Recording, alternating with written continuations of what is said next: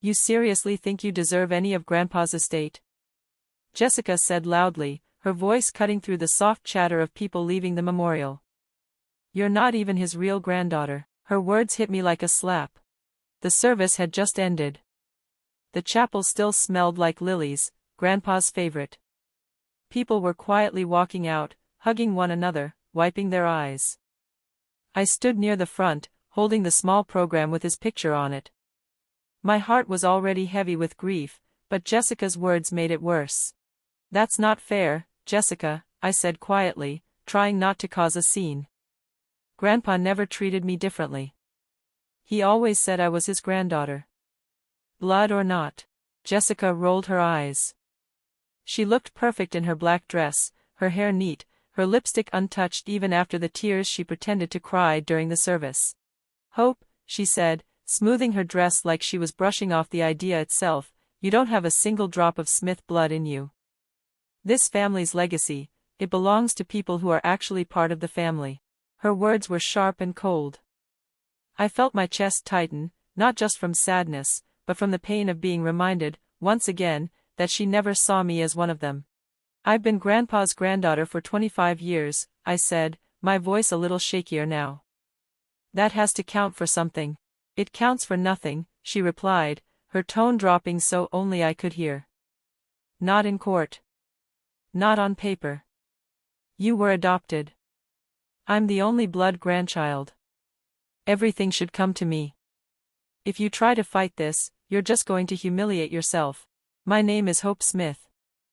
I'm 27 years old. I was adopted when I was just a toddler by my parents, David and Catherine. They couldn't have children of their own, but they gave me everything, love, support, a home. And Grandpa Robert, he was the one who made me feel like I truly belonged. He taught me how to fish when I was 6. He made up silly stories when I was sick. He even taught me how to play chess and said I had a mind just like his.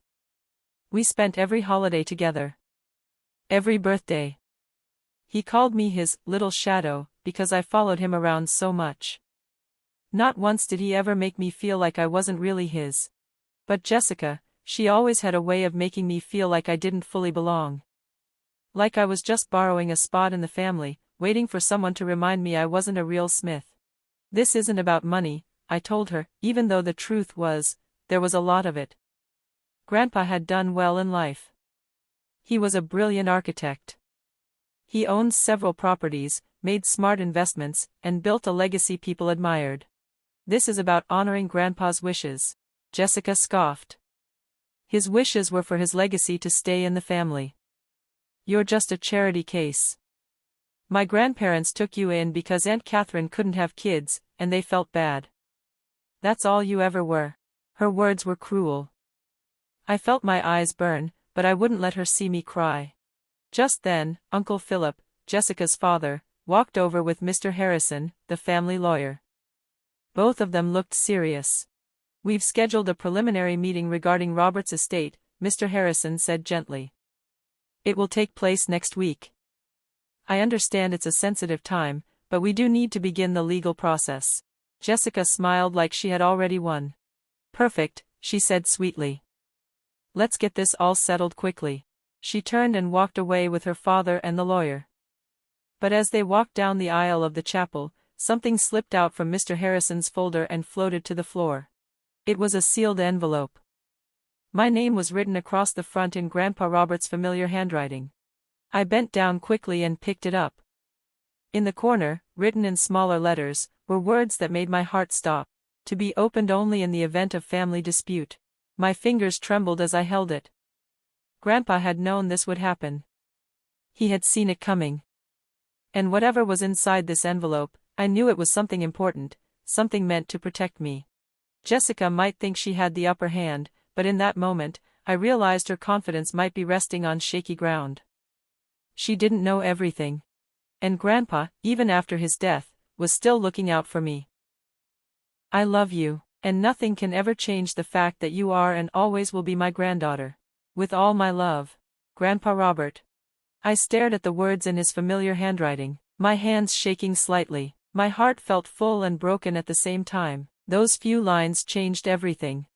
Until that moment, I had always carried a little voice inside me that whispered doubt, telling me I wasn't truly a part of this family. But now, reading his words, I knew without question that I belonged.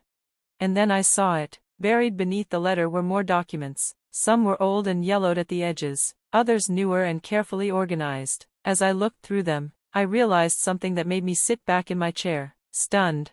Grandpa Robert had been adopted. And so had Uncle Philip. Which meant, Jessica wasn't biologically related to the Smith family either.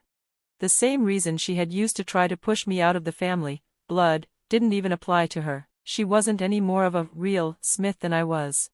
There was a family tree Grandpa had created, showing all the adoptions across the generations. He had written names, dates, and little notes in the margins. It wasn't just a list, it was a story. The Smith family wasn't built on blood, it was built on love, on second chances, on the choice to be family. There were also photos I had never seen before, black and white ones of a young Robert with his adoptive parents, and others of baby Philip in Grandma Eleanor's arms, and tucked in the back were pictures of me and Grandpa together, me sitting on his lap, us fishing, laughing, hugging. On the back of each one, he had scribbled little notes about how much those moments had meant to him. The last paper in the folder took my breath away. It was a signed and notarized affidavit, a legal statement, where Grandpa explained in detail that he wanted me to be treated as his true and equal granddaughter and heir. He wrote about our bond, about both of us being adopted into the Smith family, about how important it was to him that I never be treated as anything less. The document had been signed just a few weeks before he passed away, and even included a note from his doctor confirming that Grandpa had been fully aware and mentally sound when he wrote it. Suddenly, everything made sense. Why Grandpa had always told me our family history. Why he had given me the old Smith family journal filled with stories and photographs. He wasn't just being kind, he was making sure I had what I needed to protect my place in this family. That's when my phone buzzed. It was a message from Mr. Harrison, the family lawyer. Jessica's lawyer has filed an official objection to the will. We need to meet as soon as possible. I closed the folder gently and took a deep breath. For years I had felt like an outsider, like I had to prove I belonged. But now, I understood. Grandpa had felt the same way once, and he had become the heart of the family. He was the one who held it all together. And now, that role was falling to me. The next morning, I met with Mr. Harrison at his office. I brought the folder with all of Grandpa's documents. As I laid everything out on his desk, I watched his eyebrows rise in surprise. "This is quite something," he said slowly, flipping through the papers. "I had no idea Robert himself had been adopted." "He never talked about it," I said. "Even Uncle Philip doesn't know." Mr. Harrison leaned back in his chair, clearly thinking hard. "Jessica's case is based entirely on her being the only biological heir. But if none of you are biologically Smiths, her argument falls apart. So what's the plan now?" He thought for a moment. "If we show them this now, they'll just try a new argument. Jessica isn't going to back down. She doesn't want to share anything with you, no matter what the facts say." That part was true. Jessica didn't care about truth, she cared about winning. "I think," he continued, "we should wait, let her build her case on the idea of blood, and then when she's fully committed, we present this. It'll be much more powerful." I nodded, even though it meant wading through more of her cruelty and cold stares. "Okay, but there's something else. Philip, Jessica's dad, he's adopted too. If this comes out in court, it might really shake him up." Mr. Harrison looked concerned. "That's a fair point. Maybe it's best if he hears it in private."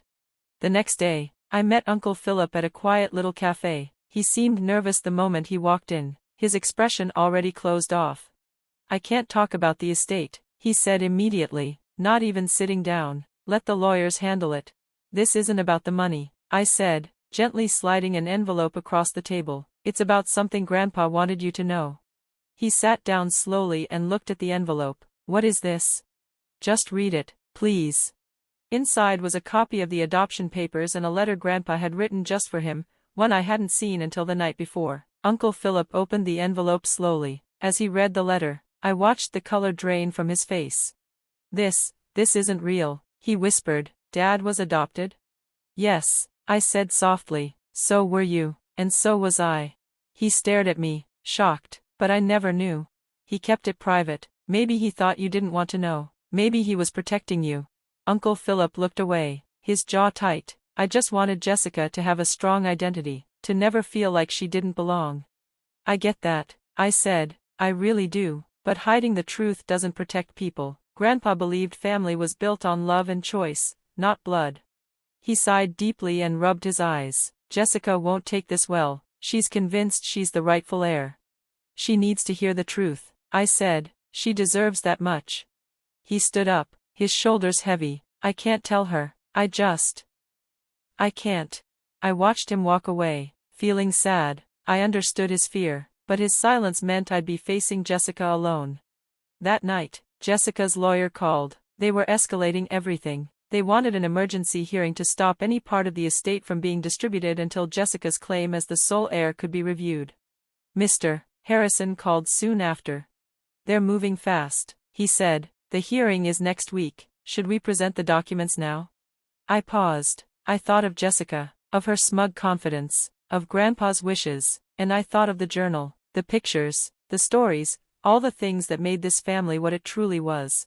No, I said firmly, let them go first, let them push the bloodline angle as far as they can, then we show the truth. And Philip?